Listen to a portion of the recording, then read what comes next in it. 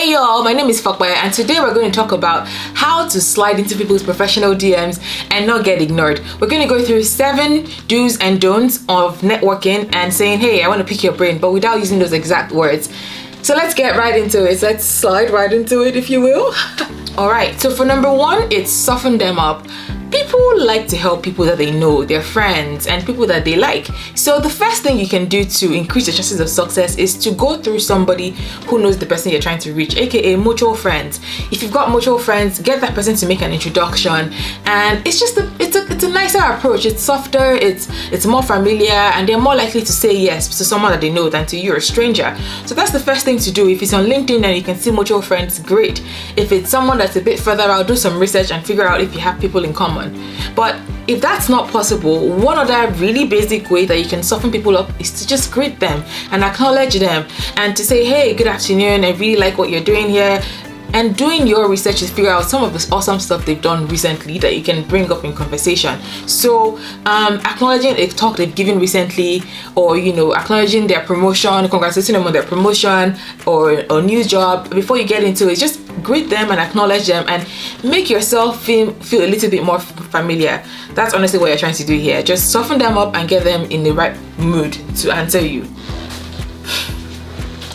And if you're wondering, where am I going to find all this information about them to know what they've done recently? Social media, Google, LinkedIn activity, all of this is basically people putting their business out there. So far as it's not creepy, like if you don't know them, don't congratulate them on their child if it's not like on a public platform.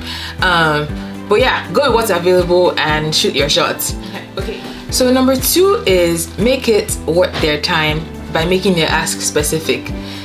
If you can Google something, don't ask people. You can ask your friends, but don't ask people you don't know. So Google all the stuff you can Google about the person you're trying to find, all the interviews they've done, all the videos they've created like this, all the interviews they've given on podcasts, on articles, what they've put out there on LinkedIn, what's publicly available, all that good stuff. Listen to it and read it. All the things you can find by yourself, find it first. All the information about a certain field, how to pivot into something, how to get started in a different role. Google all that stuff so that when you're coming to the conversation, you've done your research and you're just asking for the perspective of somebody who's done it as opposed to just the internet. But make sure you've done your research and make this ask something that's actually something that only they can answer for you.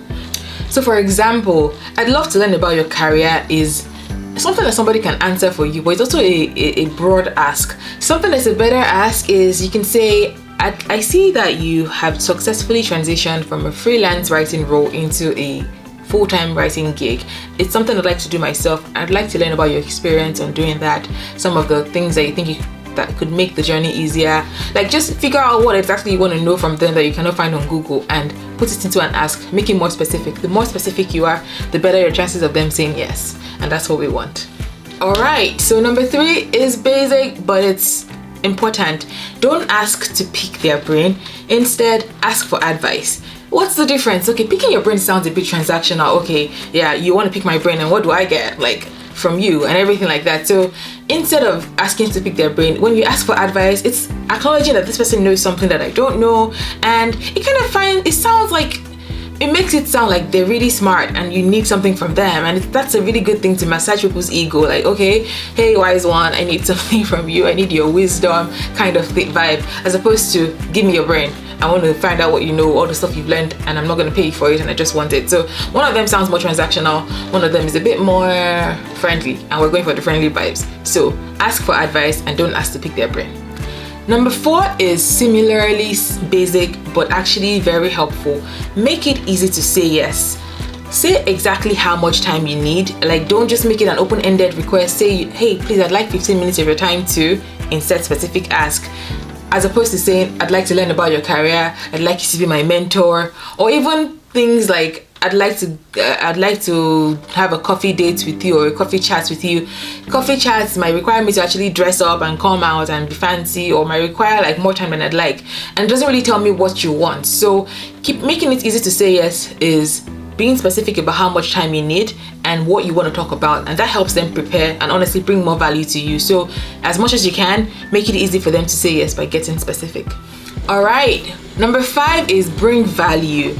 believe it or not, you have a lot of value to bring, even if you're the one seeking something from the mentor or person you're reaching out to. The way you can bring value is a lot of ways. First of all, be impressive. Do your homework and don't be asking them stuff that you can Google, like I said earlier. When you ask better questions, it means that you've done research, you know exactly what you want. It makes you a more interesting person to talk to. And people want to talk to interesting people. They're talking to you when they could be working, when they could be resting or chilling with their family. So their time is valuable. So be an interesting person yourself. Come with great questions. Stop provoking questions. Make you more interesting. Make it more valuable. Makes it a better conversation to be having. So bringing value can look like preparing in advance and knowing what you're saying, knowing what you need from them, and not wasting their time. Another way to bring value, honestly, is to just ask, okay, thank you so much for all this feedback you're giving me. Is there anything I can do for you? I really appreciate your time. Being grateful is a way to bring value. Just acknowledge the things they're saying that are really just bursting your mind. Oh my god, I hadn't thought about it that way. Thank you so much. Wow, that's a really interesting perspective. I didn't realize that you could XYZ. All of that is a way to bring value, because you're saying what you're saying is making sense, is adding value to me, and I appreciate you. And even though it doesn't feel like you're giving them something back, feedback is a gift, and you're telling them that they're being helpful, that their time is not being wasted, and stuff like that. And even just your energy, how excited you are to be talking to them. You don't have to be a super high energy person, but it helps to come with some excitement about life and about what you're trying to do.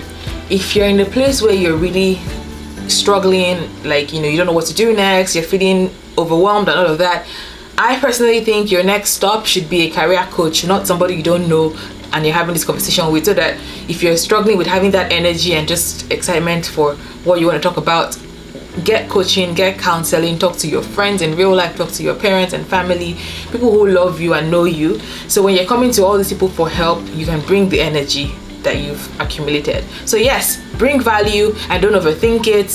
If you're meeting them in person, bring something if you can, or just be wonderful. If you're actually meeting for coffee in real life, then see if you can pay for coffee to say thank you. Although some people might insist on them doing that, but anyways, do what you can to also be a person that brings value.